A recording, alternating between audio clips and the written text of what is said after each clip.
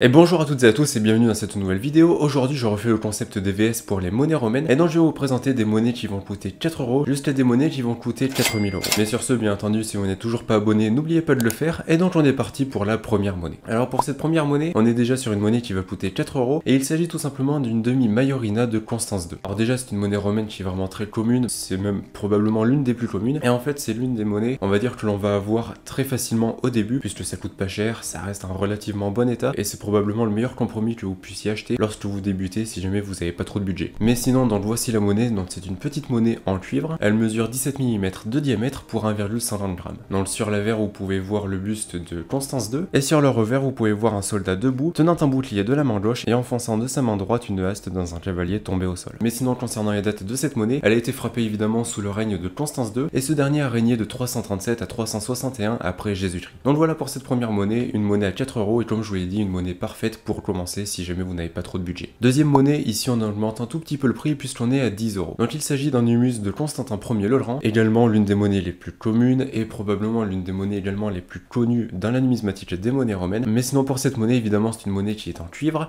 et qui va mesurer 18 mm de diamètre pour 3,17 g. Ici par rapport aux dates, on est sous le règne de Constantin Ier et donc il a régné de 307 à 337 après Jésus-Christ. Pour la description, sur l'avers vous pouvez voir la tête de Constantin Ier et sur le revers vous pouvez voir des inscriptions qui sont inscrites dans une couronne. Également ici c'est une monnaie qui est très facile à obtenir et bien lorsque vous commencez et c'est une monnaie que je vous conseille si jamais vous n'avez pas trop de budget évidemment lorsque vous commencez une collection. Nouvelle monnaie, ici on est sur une monnaie à 20 euros et il s'agit encore d'une demi-majorina de Constance II. Donc c'est exactement la même monnaie que la première monnaie que je vous ai montré et c'est juste ici l'état qui va faire la différence. On le voit si la monnaie en question, comme vous pouvez voir ici elle est quand même en meilleur état que la première. En effet on voit beaucoup plus les détails, la monnaie est quand même moins marquée, beaucoup moins usée et évidemment tout ceci va faire augmenter son prix. C'est pourquoi bien cette monnaie va coûter une vingtaine d'euros plutôt que 4 euros comme la monnaie que je vous ai montré précédemment. Mais sinon bien sûr ici par rapport aux caractéristiques, c'est bien entendu une monnaie qui est en cuivre et qui va mesurer 19 mm pour 2,65 g. Mais donc voilà pour cette monnaie. En soi j'ai déjà tout dit à la première monnaie donc ça ne sert à rien de me répéter. Nouvelle monnaie, ici on est sur une monnaie à 60 euros et surtout une monnaie qui est quand même bien différente. Donc il s'agit d'un sesterce de Gordien III et c'est une monnaie évidemment beaucoup plus grosse, donc pareil qui est en cuivre, mais on change un petit peu de format par rapport aux monnaies précédentes. Mais justement elle mesure 32 mm de diamètre pour plus de 18 g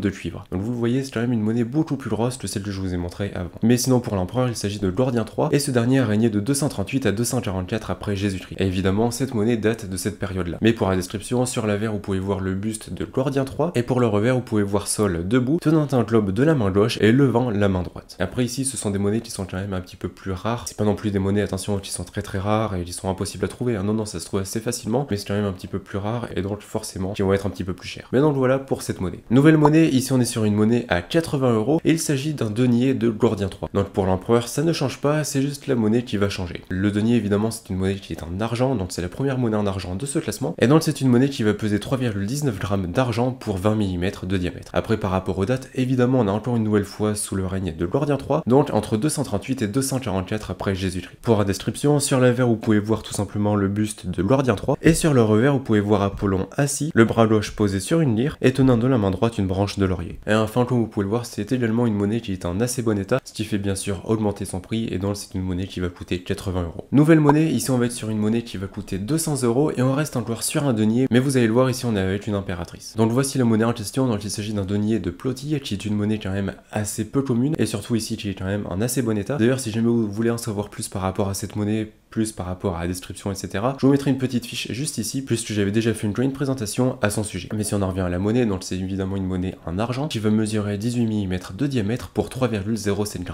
Mais sinon concernant Plotille, c'était la femme de Caracalla et elle était impératrice consort de 202 à 205 après Jésus-Christ. Donc bien sûr cette monnaie date de cette époque. Dernier point par rapport à cette monnaie, c'est sa rareté puisqu'elle est classée en R1 sur l'échelle de Sheldon. Donc oui c'est évidemment l'échelon le plus bas, mais ça ajoute bien sûr un point positif par rapport à cette monnaie. Nouvelle monnaie, ici on est sur une monnaie à 300 euros et on est sur un denier d'Octave. Donc évidemment Octave et bien c'est tout simplement Auguste, donc le tout premier empereur romain et surtout la personne à avoir fondé l'Empire romain, et donc cette monnaie date de la vie d'Octave, autrement dit elle date de la période avant qu'Octave devienne empereur, donc entre moins 63 et moins 27. Donc par rapport à cette monnaie, c'est évidemment une monnaie en argent qui va mesurer 18 mm de diamètre pour 3,30 g. Après sur l'avers vous pouvez voir la tête nue d'Octave et sur le revers vous pouvez voir le temple du divin Jules. C'est une monnaie qui est quand même assez intéressante même si malheureusement ici elle est quand même un petit peu usée. Et après par rapport à sa rareté, eh bien c'est une monnaie qui est en R2, ce qui signifie qu'il y a entre 1000 et 10 000 exemplaires connus dans le monde. Donc ça en fait quand même une monnaie relativement limitée. Nouvelle monnaie, ici on est sur une monnaie à 420 € et il s'agit d'un antoninien de Pupien. Donc pareil, petite parenthèse, c'est une monnaie que j'ai déjà présentée en vidéo, donc je vous mettrai la vidéo juste ici si jamais ça vous intéresse. Mais concernant Pupien, c'est un empereur qui a régné dans l'année 238 et qui n'a régné que 3 mois. Donc évidemment, il n'a pas régné beaucoup de temps, ce qui fait que ses monnaies sont quand même très limitées. Mais justement, par rapport à cette monnaie, c'est une monnaie qui est en billon et qui mesure 23 mm de diamètre pour 3,85 grammes. Mais sinon, pour la description, sur l'avers, vous pouvez voir le buste de Pupien et sur le revers, vous pouvez voir 2 mains jointes. Après, par rapport à sa rareté, c'est une monnaie comme le denier d'Octave qui est classée en R2, donc une nouvelle fois, ça veut dire qu'il y a entre 1000 et 10 000 exemplaires connus dans le monde. Donc voilà pour cette monnaie qui est quand même assez rare. Nouvelle monnaie, ici on est sur une monnaie à 850 € et on est surtout sur un denier de Jules César. Donc oui, Jules César, l'une des personnes probablement les plus connues de la Rome antique, et évidemment le conquérant de la Gaule, etc. Mais donc voici la monnaie en question. Bien sûr, c'est un denier, donc c'est une monnaie qui est en argent, et il mesure 17 mm de diamètre pour 3,11 grammes. Mais sinon, pour la description, sur l'avers, vous pouvez voir la tête laurée de Jules César, et sur le revers, eh bien, vous pouvez voir de gauche à droite un gouvernail, une corne d'abondance posée sur un globe, un caducée ailé et un apels.